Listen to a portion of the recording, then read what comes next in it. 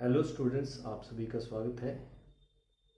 11th class की पिछली video के अंदर हमने कुछ फिजिक्स के बेसिक फंडामेंटल नॉलेज के बारे में बताया था, जिसमें हमने ये बताया था कि जो फिजिक्स है, भौतिक विज्ञान है, उसको कितनी शाखाओं में बांट रखा है। उसमें हमने दो शाखाओं के बारे में चर्चा की, एक तो क्लासिकल फिजिक्स थी, एक जो थी मॉडर्न फिजिक्स थी। क्लासिकल फिजिक्स के अंदर जो न्यूटन के नियम जो हैं, गति के संबंधित नियम जो है, उनके बारे में हमने बताया था।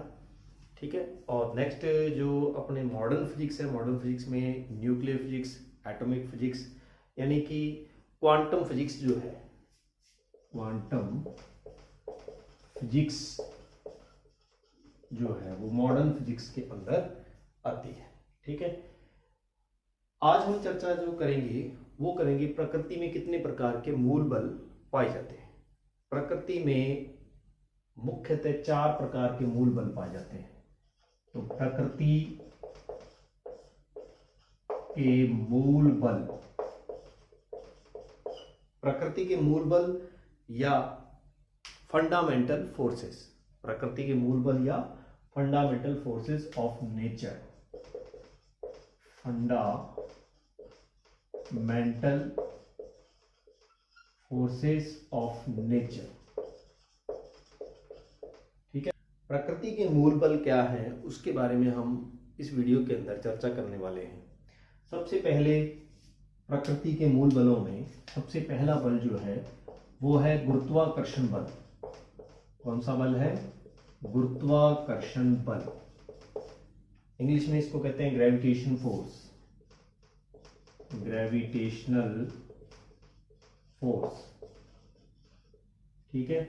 दूसरा जो बल है वो है विद्युत चुंबकीय बल, विद्युत चुंबकीय बल, इलेक्ट्रोमैग्नेटिक फोर्स।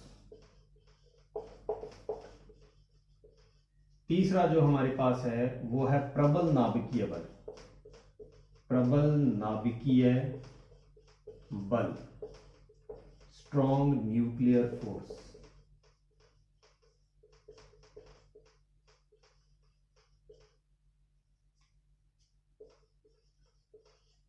ठीक है। और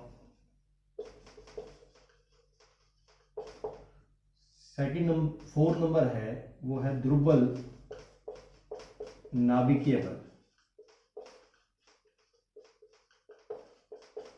ठीक है, यानी कि वीक न्यूक्लियर फोर्स। ये 4 प्रकार के जो प्रकृति में मूल बल पाए जाते हैं, गुरुत्वाकर्षण बल, विद्युत चुंबकीय बल, प्रबल नाभिकीय बल और दुर्बल नाभिकीय बल।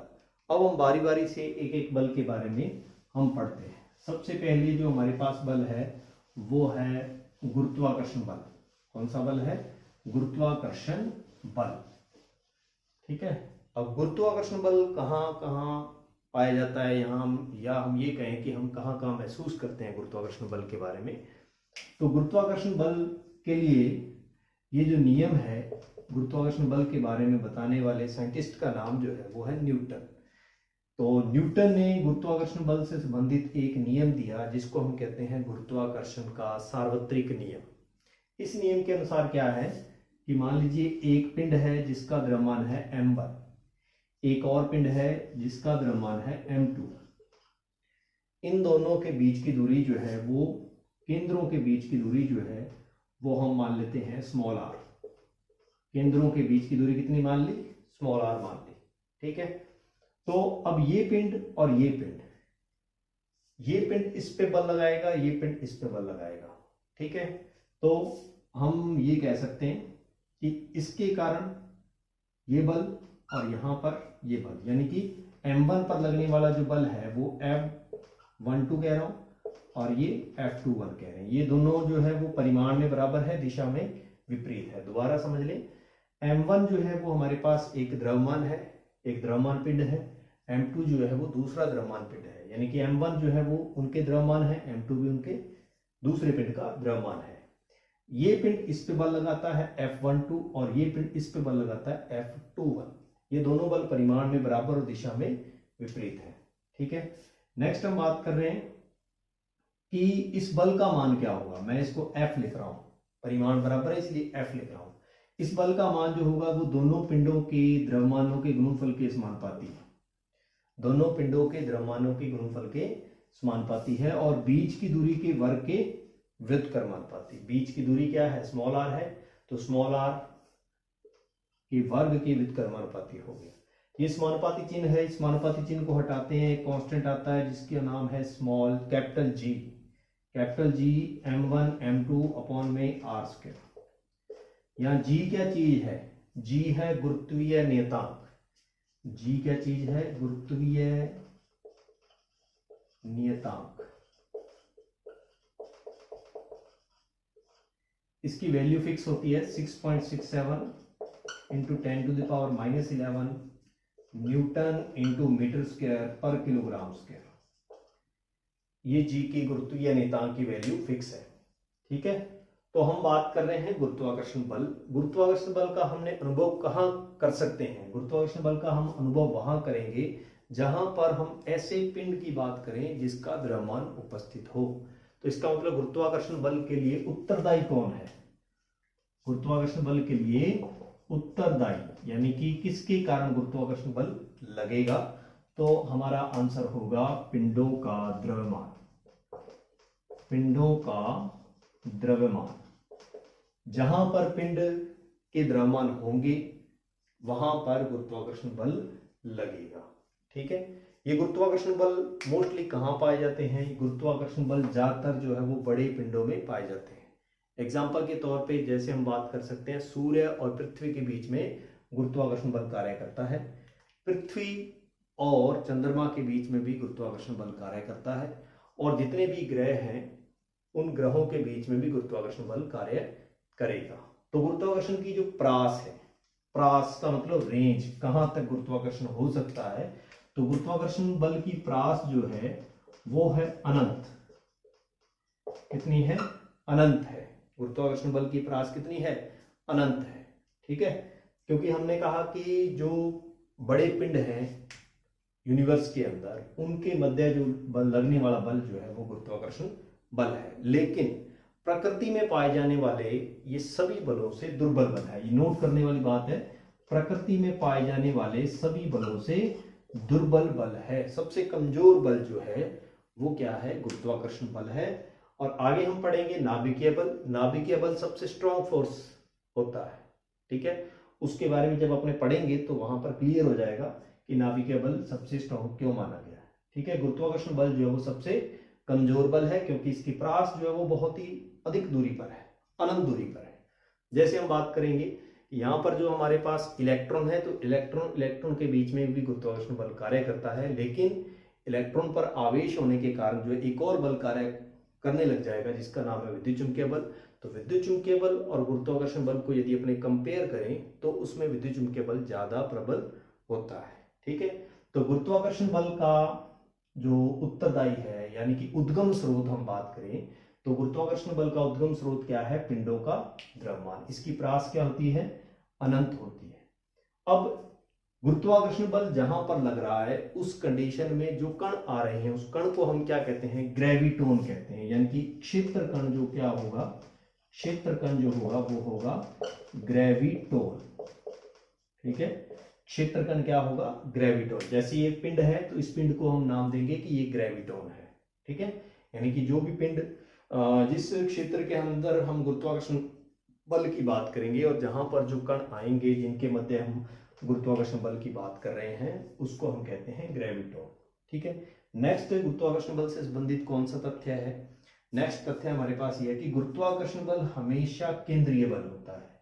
क्यों होता है, क्योंकि यह केंद्रों को मिलाने वाली रेखा के अनुदिश लगता है, इसलिए हम गुरुत्वाकर्षण बल को सदैव कैसा बल कहेंगे, केंद्रीय बल कहेंगे। ठीक है, नेक्स्ट गुरुत्वाकर्षण बल जो है वो क्रिया प्रतिक्रिया नियम का पालन करता है। ये पिंड है, इस पिंड पर जो लगने वाला बल इसके कारण F21 है और इसके कारण इस पर जो है F12 है। ये परिमाण में बराबर है और दिशा में विपरीत है, तो इसलिए हम ये कह सकते हैं कि गुरुत्वाकर्षण बल जो है वो क्रिया प्रतिक्रिया नियम का पालन करता है। गुरुत्वाकर्षण बल जो है वो दूरी के व्युत्क्रम वर्ग के नियम का पालन भी कर रहा है, ये देख लीजिए, दूरी के व्युत्क्रम वर्ग के नियम का पालन भी कर रहा है। तो ये गुरुत्वाकर्षण से संबंधित कुछ पॉइंट्स थे। नेक्स्ट अपने बात करते हैं, जो हमारे पास दूसरा पॉइंट है वो है, जो बल है दूसरा, वो बल है विद्युत चुंबकीय बल। कौन सा बल है? विद्युत चुंबकीय बल। दूसरा बल जो हमारे पास कौन सा है? विद्युत चुंबकीय बल। प्रबल मूल बल में दूसरा बल जो है वो है विद्युत चुंबकीय बल, इलेक्ट्रोमैग्नेटिक फोर्स। विद्युत चुंबकीय बल क्या होता है?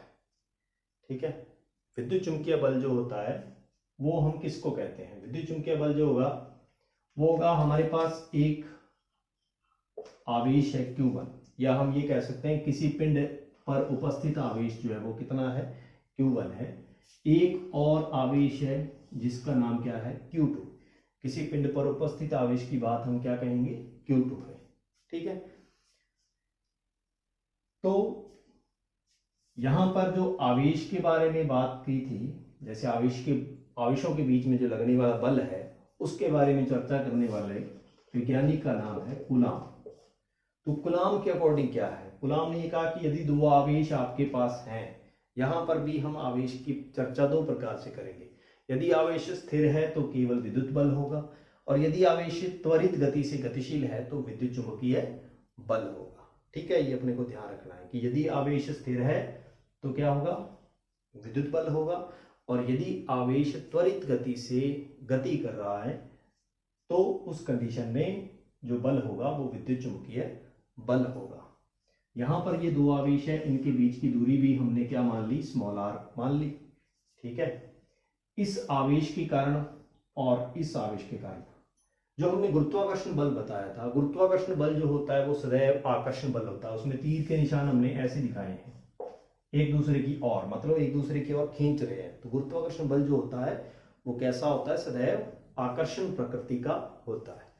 विद्युत चुंबकीय बल के बारे में हम क्या बात कर रहे हैं? विद्युत चुंबकीय बल जो होता है F, विद्युत बल की बात कर रहे हैं। विद्युत बल जो होता है वो दोनों आवेशों के गुणनफल के समानुपाती होगा और बीच की दूरी के वर्ग के व्युत्क्रमानुपाती होगा। F equal to K Q1 Q2 upon में r²। K यहाँ पर एक कांस्टेंट है, K की वैल्यू जो है वो 9 into 10⁹ newton into metre square पर कूलम्ब स्क्वायर होती है। तो ये जो बल है ये विद्युत बल है, जिसको हम कूलामी बल भी कहते हैं। F equal to K Q1 Q2 upon में r²। ये यानी कि ये बल जो हमारे पास आ रहा है ये उस स्थिति में है जब दोनों आवेश कैसे हैं? स्थिर हैं। ठीक है, यदि त्वरित गति हो जाए तो उस कंडीशन में जो है विद्युत चुंबकीय बल बन जाएगा। तो हम क्या कह रहे हैं कि ये आवेश जो है ये दोनों आवेश समान प्रकृति के हैं मान लीजिए, या हम ये कह दें कि ये दोनों आवेश असमान प्रकृति के हैं। असमान प्रकृति का कैसे? ये प्लस का है, ये माइनस का है, असमान प्रकृति का है। असमान प्रकृति का मतलब ये हुआ कि ये दोनों एक दूसरे की ओर क्या करेंगे? आकर्षण करेंगे। और यदि दोनों समान प्रकृति के हैं, ये प्लस है ये प्लस है, या ये माइनस है ये माइनस है, तो इस कंडीशन में बल जो होगा वो कैसा होगा? वो प्रतिकर्षण बल होगा। तो एक बात हमारे पास क्लियर हो के आई कि विद्युत चुंबकीय बल जो होता है वो आकर्षण और प्रतिकर्षण दोनों प्रकृति का होता है। विद्युत चुंबकीय बल जो होता है वो कैसा होता है? आकर्षण और प्रतिकर्षण दोनों प्रकृति का होता है, उसको हम कहते हैं विद्युत चुंबकीय बल। विद्युत चुंबकीय बल जो होता है वो हमेशा केंद्रीय बल होगा। क्यों? क्योंकि ये बल जो है दोनों आवेशों को मिलाने वाली रेखा के अंदिश लगता है, इसलिए इस बल को हम क्या कहेंगे? केंद्रीय बल कहेंगे।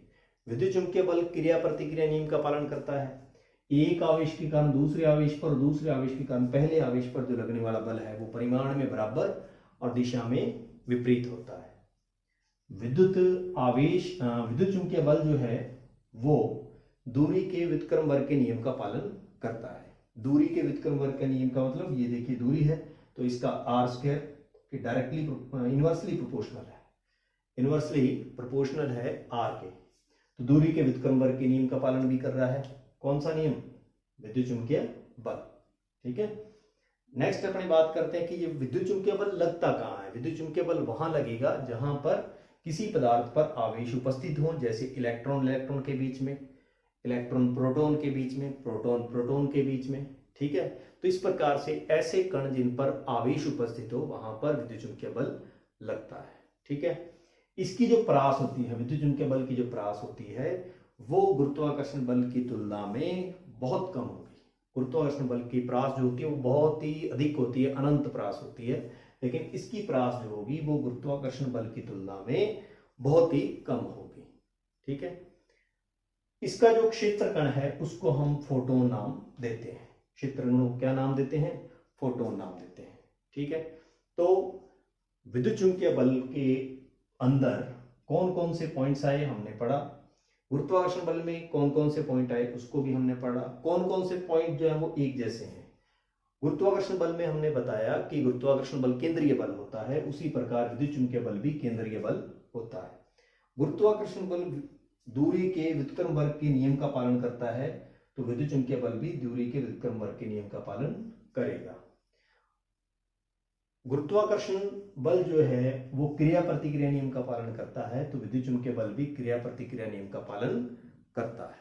ठीक है, नेक्स्ट हमने बताया कि गुरुत्वाकर्षण बल हमेशा आकर्षण प्रकृति का होता है, जबकि विद्युत चुंबकीय बल जो होता है वो हमेशा प्रतिकर्षण प्रकृति का, आकर्षण और प्रतिकर्षण प्रकृति दोनों का हो सकता है। यदि सजातीय आवेश है, सजातीय मतलब एक ही जाति वाले, तो होगा प्रतिकर्षण, और यदि विजातीय आवेश है यानी कि विपरीत जाति वाले, एक प्लस और एक माइनस, तो होगा आकर्षण बल। ठीक है, तो ये था विद्युत चुंबकीय बल। नेक्स्ट हम जो पढ़ रहे हैं वो थर्ड नंबर है प्रबल नाभिकीय बल, स्ट्रॉन्ग न्यूक्लियर फोर्स, प्रबल नाभिकीय बल। ठीक है, नेक्स्ट बल जो है हमारा वो है प्रबल नाभिकीय बल। नेक्स्ट जो हमारे पास बल है वो है प्रबल नाभिकीय बल, यानी कि स्ट्रॉन्ग न्यूक्लियर फोर्स। ये चौथा तीसरे नंबर का जो मूल बल है। 3 नंबर जो है वो प्रबल नाभिकीय बल। प्रबल नाभिकीय बल को समझने के लिए हमने यहां पर एक परमाणु बनाया है, परमाणु का स्ट्रक्चर। उसके अंदर हमारे पास क्या है? एक नाभिक है, ये है नाभिक। और हमें पता है कि नाभिक में 2 प्रकार के कण पाए जाते हैं, एक तो होता है प्रोटॉन और एक होता है न्यूट्रॉन। और इलेक्ट्रॉन जो है वो बाहरी कक्षाओं में इस प्रकार से चक्कर लगाते हैं। ठीक है, तो नाभिकीय बल जो होगा वो नाभिक में उपस्थित कणों में लगने वाला बल है। नाभिकीय बल क्या है? नाभिक में उपस्थित कणों के मध्य लगने वाला बल। नाभिक में उपस्थित कणों के मध्य लगने वाला बल, कणों के मध्य लगने वाला बल। ठीक है, अब नाभिक में कौन कौन से कण होते हैं? एक तो प्रोटॉन होता है, एक न्यूट्रॉन होता है। अब बल किस किस में लगेगा? प्रोटॉन प्रोटॉन में लगेगा, न्यूट्रॉन न्यूट्रॉन में लगेगा, प्रोटॉन और न्यूट्रॉन में लगेगा। नाभिकीय बल कौन कौन से कणों में लगेगा? प्रोटॉन प्रोटॉन में, प्रोटॉन प्रोटॉन में, न्यूट्रॉन न्यूट्रॉन में, प्रोटॉन न्यूट्रॉन में। ठीक है, एक प्रोटॉन और एक न्यूट्रॉन मिलकर न्यूक्लियाइड बनाते हैं। क्या बनाते हैं? न्यूक्लियाइड। न्यूक्लियाइड कौन बनाते हैं? एक प्रोटॉन प्लस एक न्यूट्रॉन, ये न्यूक्लियाइड बनाते हैं। तो हम इस प्रकार से भी कह सकते हैं कि न्यूक्लियाइडों के मध्य लगने वाले बल को क्या कहते हैं? नाभिकीय बल, प्रबल नाभिकीय बल कहते हैं। न्यूक्लियाइडों के मध्य लगने वाले बल को क्या कहेंगे? प्रबल नाभिकीय बल, या नाभिक में उपस्थित कणों के मध्य लगने वाले बल को प्रबल नाभिकीय बल कहते हैं। अब देखिए, ये जो नाभिक है, नाभिक का जो आकार होता है वो 10 की घात -15 मीटर कोटि का होता है। इसकी जो त्रिज्या होती है, नाभिक की जो त्रिज्या होती है वो 10 की घात -15 मीटर कोटि की होती है। यानी 10 की घात -15 मीटर कोटि का मतलब होता है बहुत ही कम। आप यदि मान लीजिए यहां पर लिखते हो 10 की घात -3 किलोग्राम, ठीक है, तो या आपने ये कह दें कि 10 की घात -3 ग्राम तो आपको पता है कि 1 ग्राम की बात करें तो वो 1 ग्राम तो बहुत छोटा होता है, और 10 की घात -3 ग्राम हुआ तो वो तो और भी छोटा हो गया। तो यहां पर यदि मैं कहूं कि 1 मीटर, तो 1 मीटर तो ठीक है, लेकिन मैं कहता हूं 10 की घात -2 मीटर, 10 की घात -2 मीटर होता है 1 सेंटीमीटर के बराबर। और इसको यदि मैं और बढ़ाता जाऊंगा, 1 सेंटीमीटर बहुत ही छोटी वैल्यू है, 1 सेंटीमीटर से भी और छोटा चलते जाएंगे 10 की घात -15 मीटर जो है वो बहुत ही सूक्ष्म वैल्यू है। तो इसलिए प्रबल नाभिकीय बल इसको इसीलिए कहा जाता है कि इसकी जो प्रास होती है वो 10 की घात -15 मीटर कोटि की होती है। इसकी जो प्रबल नाभिकीय बल की प्रास जो होती है 10 की घात -15 मीटर के अंदर अंदर ही रहते हैं। ये जो प्रबल नाभिकीय बल जो पाए जाते हैं ये 10 की घात -15 मीटर के अंदर अंदर ही होते हैं। यहाँ पर प्रोटॉन और न्यूट्रॉन को अलग करना, यानी कि नाभिक में से प्रोटॉन और न्यूट्रॉनों को अलग करने के लिए बहुत अधिक ऊर्जा की आवश्यकता होती है। इसको हम आगे केमिस्ट्री के अंदर भी पढ़ेंगे, 12th के अंदर, फिजिक्स के अंदर भी पढ़ सकते हैं। ठीक है, यानी कि किसी भी नाभिक में से इलेक्ट्रॉनों को बाहर निकालने के लिए, प्रोटॉन और न्यूट्रॉन को बाहर निकालने के लिए बहुत अधिक ऊर्जा की आवश्यकता होती है। पहली कक्षा में उपस्थित जो इलेक्ट्रॉन है उसको बाहर निकालने के लिए 13.6 इलेक्ट्रॉन वोल्ट ऊर्जा की आवश्यकता होती है। ठीक है, पहली कक्षा में से इलेक्ट्रॉन को बाहर निकालने के लिए 13.6 इलेक्ट्रॉन वोल्ट ऊर्जा की आवश्यकता होती है। तो आप मान लीजिए कि यहां से जो प्रोटॉन और न्यूट्रॉन निकालना है आपको, नाभिक में से प्रोटॉन और न्यूट्रॉन निकालना है, उसको बाहर निकालने के लिए आपको बहुत अधिक ऊर्जा की आवश्यकता होती है। तो इसलिए ये कहा जाएगा कि यहाँ पर जो नाभिकीय बल है जो सबसे प्रकृति में पाए जाने वाले सभी बलों से स्ट्रॉन्ग फोर्स है, क्योंकि ये बहुत ही सूक्ष्म आकार में लगता है, सूक्ष्म क्षेत्र में लगता है, इसलिए इसको प्रबल नाभिकीय बल कहते हैं। यानी कि यहाँ से प्रोटॉन प्रोटॉन को या न्यूट्रॉन में से न्यूट्रॉन को, न्यूट्रॉन न्यूट्रॉन में से अलग करना मुश्किल है। प्रोटॉन प्रोटॉन में से, न्यूट्रॉन न्यूट्रॉन और प्रोटॉन प्रोटॉन को अलग करना मुश्किल है, क्योंकि इसकी प्रास जो है वो बहुत ही कम है। इसलिए इस बल को सबसे ज्यादा स्ट्रॉन्ग फोर्स माना गया है। नेक्स्ट अपने बात करते हैं कि इस बल को एक्सचेंज फोर्स भी कहते हैं, विनिमय बल भी कहते हैं। इस बल को विनिमय बल, कौन सा नाम है इसका?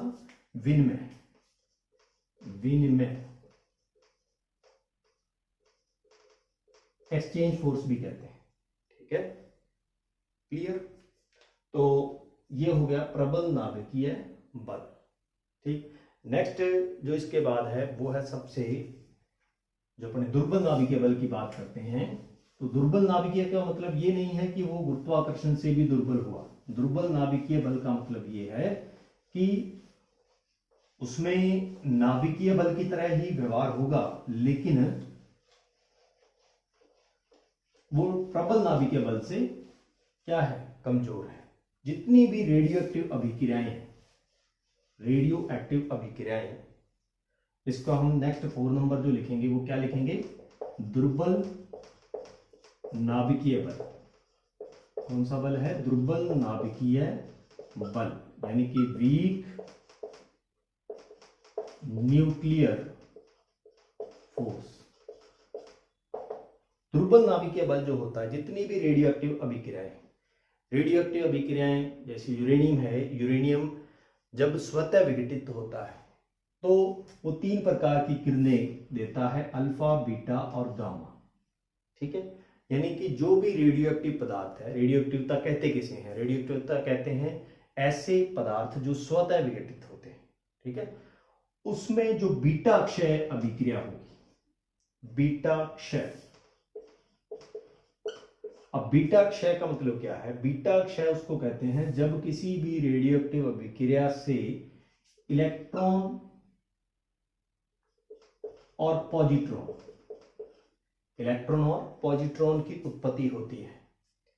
ठीक है, यानी कि यहां पर जब इलेक्ट्रॉन की उत्पत्ति होती है, इसको इलेक्ट्रॉन कहा गया है, तो इलेक्ट्रॉन की जब उत्पत्ति होती है तो उसको कहते हैं माइनस बीटा क्षय, और जब पॉजिट्रॉन की उत्पत्ति होती है तो उसको कहते हैं प्लस बीटा क्षय। तो इन दोनों अभिक्रियाओं में हम क्या कह रहे हैं? दुर्बल नाभिकीय बल होता है। ठीक है, यानी कि इलेक्ट्रॉन पॉजिट्रॉन जब आपस में अक्कर करेंगे तो विद्युत चुंबकीय तरंगों का निर्माण करते हैं। तो इनके बीच में जो बल पाया जाता है, इलेक्ट्रॉन और पॉजिट्रॉन के बीच में जो बल पाया जाता है, उस बल को हम क्या कहते हैं? दुर्बल नाभिकीय बल कहते हैं। ठीक है, तो ये 4 प्रकार के बल हमने यहाँ पर बताए हैं। अब इन सभी बलों का आपस में कंपेयर करा देते हैं कि सबसे स्ट्रॉन्ग फोर्स कौन सा होता है, सबसे वीक फोर्स कौन सा होता है। सबसे पहले मैं लिख रहा हूं यहाँ पर एफ एन, एन का मतलब न्यूटन ने दिया तो इसको एफ जी भी लिख सकते हैं। दूसरा एफ डब्ल्यू मतलब वीक। तीसरा जो है वो हम लिख रहे हैं एफ इलेक्ट्रोमैग्नेटिक फोर्स। और चौथा जो है एफ एन न्यूक्लियर फोर्स। इसकी वैल्यू 1 है, इसकी 10 टू द पावर 25, इसकी जो है 10 टू द पावर 36 और इसकी होती है 10 टू द पावर 38। ठीक है, यानी कि देखिए, यदि आप ये मान के चलें कि गुरुत्वाकर्षण बल का मान 1 न्यूटन है, तो इस बल का मान होगा 10 टू द पावर 25 न्यूटन इसके कंपेयर में। और इसका मान जो होगा वो विद्युत चुंबकीय बल का जो मान होगा 10 टू द पावर 36 किसके कंपेयर में?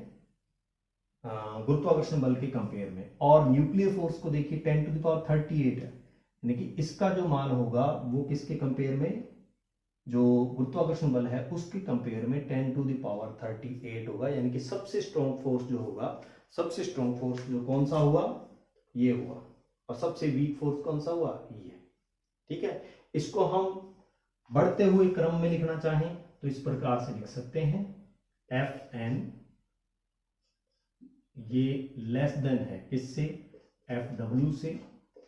ये फिर लेस देन है एफ ई से, और ये फिर लेस देन है एफ एन से।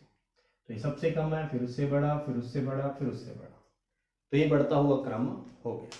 ठीक है, तो आज की वीडियो के अंदर हमने क्या पढ़ा? आज की वीडियो के अंदर हमने पढ़ा प्रकृति में कितने प्रकार के मूल बल पाए जाते हैं। प्रकृति में मुख्यतः 4 प्रकार के मूल बल पाए जाते हैं। कौन कौन से? गुरुत्वाकर्षण बल है, दूसरा जो है वो क्या है? विद्युत चुंबकीय बल है, तीसरा प्रबल नाभिकीय बल है, और चौथा क्या है? दुर्बल नाभिकीय बल है। और इन सभी बलों में सबसे कमजोर बल जो है वो कौन सा है? गुरुत्वाकर्षण बल। और सबसे स्ट्रॉन्ग फोर्स कौन सा है? प्रबल नाभिकीय बल। ठीक है, आज की वीडियो के अंदर इतना ही। नेक्स्ट वीडियो में हम जल्द ही मिलते हैं नेक्स्ट वीडियो के साथ।